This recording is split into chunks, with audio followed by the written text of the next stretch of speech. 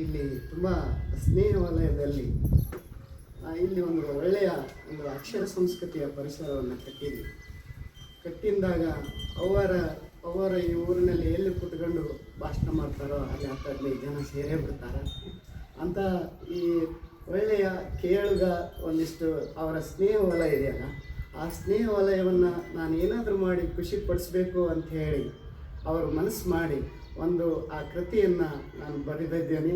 ಅದನ್ನು ಸ್ವಲ್ಪ ನೀವು ಅದನ್ನು ನೋಡಿ ಅದನ್ನು ಪ್ರಕಟ ಮಾಡಿಸ್ಬೇಕು ಸರ್ ಅಂತ ಹೇಳಿದಾಗ ಇಂಥದ್ದೊಂದು ಸಿಂಚನ ಪ್ರಕಾಶನವನ್ನು ಹುಟ್ಟಾಕಿ ಅದು ಕಬ್ಬಿನ್ ಸರ್ ತುಂಬ ಸಹಕಾರ ಮಾಡಿದ್ದಾರೆ. ಅದಕ್ಕೆ ನೀವೇನು ಮಾಡ್ತೀರ ಅದಕ್ಕೆಲ್ಲ ಎಸ್ ಅಂತ ಹೇಳಿದ್ರೆ ಎಸ್ ಅಂದಿದ್ದರಿಂದ ಇಂಥದ್ದೊಂದು ಔಚಿತ್ಯಪೂರ್ಣವಾದಂಥ ಗ್ರಂಥ ಬಿಡುಗಡೆಯ ಕಾರ್ಯಕ್ರಮ, ಕೃತಿ ಲೋಕಾರ್ಪಣೆ ಕಾರ್ಯಕ್ರಮ ಇದು ಜರುಗಲಿಕ್ಕೆ ಸಾಧ್ಯ ಆಗಿದೆ. ಅದರಲ್ಲಿ ಅವರಲ್ಲಿ ಇರ್ತಕ್ಕಂಥ ಅನುಭವದ ಆಲೋಚನೆಗಳನ್ನದವಲ್ಲ, ಆ ಆಲೋಚನೆಗಳು ಅವು ತುಂಬ ಮುಗ್ಧವಾದಂಥ ಆಲೋಚನೆಗಳು. ಅಂಥ ಆಲೋಚನೆಗಳನ್ನು ಅವರು ಒಂದು ಕೃತಿ ರೂಪದಲ್ಲಿ, ಅಕ್ಷರ ಅಂದರೆ ಎದೆಗೆ ಬಿದ್ದ ಅಕ್ಷರ, ಭೂಮಿಗೆ ಬಿದ್ದ ಬೀಜ, ಇಂದಲ್ಲ ನಾಳೆ ಬೆಳಕು ಕೊಡ್ತದಂತ, ಇಂದಲ್ಲ ನಾಳೆ ಬೆಳಕು ಕೊಡ್ತದಂತ. ಹಂಗೆ ಅದು ಬೆಳಕು ಕೊಡುವಂಥ ಈ ಬೀಜ, ಇದು ಭವದ ಬೀಜ, ಅದ್ರಾಗ ಜ್ಞಾನದ ಬೀಜ, ಅದು ಅನುಭವದ ಬೀಜ ಈಗ ಅನಾವರಣಗೊಳ್ತಾ ಇದೆ. ಅದು ತುಂಬ ಸಂತೋಷದ ಕಾರ್ಯಕ್ರಮ ಅಂತ ಇದನ್ನು ನಾನು ಭಾವಿಸಿದ್ದೇನೆ.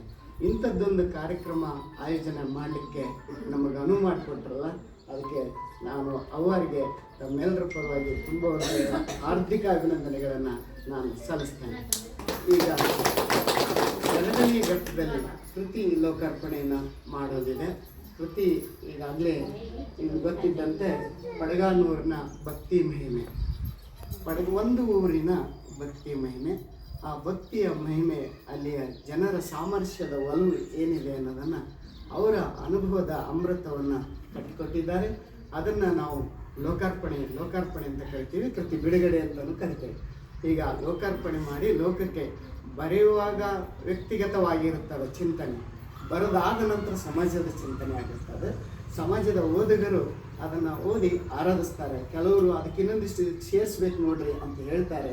ಹಿಂಗೆ ಆ ಸಮಾಜದ ಮುಂದೆ ತಮ್ಮ ಅನುಭವಗಳನ್ನು ಇಡುವ ಪ್ರಯತ್ನವನ್ನು ಭಾಳ ಸೂಕ್ಷ್ಮವಾಗಿ ಇಲ್ಲಿ ಮಾಡಿದ್ದಾರೆ. ಈಗ ಕೃತಿ ಲೋಕಾರ್ಪಣೆ, ಆ ಕೃತಿ ಅದರ ಇದನ್ನು ಪ್ಯಾಕೆಟಲ್ಲಿ ಸರ್